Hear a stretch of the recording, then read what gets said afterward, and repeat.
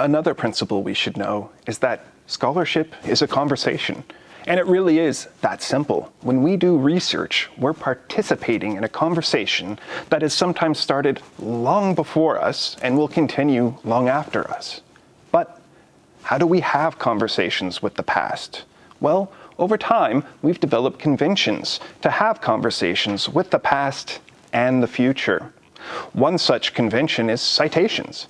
You may have heard many times, you need to cite your sources. Well, in principle, all that really means is telling your reader what part of that conversation you've already heard about and how you've interpreted that conversation.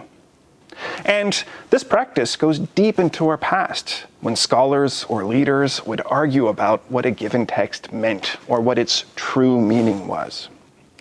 In the European Age of Enlightenment, or the Age of Reason, folks like Sir Isaac Newton would write letters back and forth to other scholars where they would ask questions or share data with one another about their research. We can see these letters forming the foundation for the way we do our scholarship today through journals and books and listening to the knowledge of elders and other knowledge keepers. Newton has captured this process the best.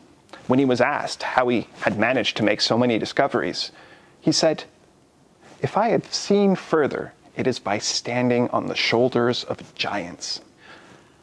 Research is a way of finding those shoulders to stand on and to recognize the work and knowledge that has come before us.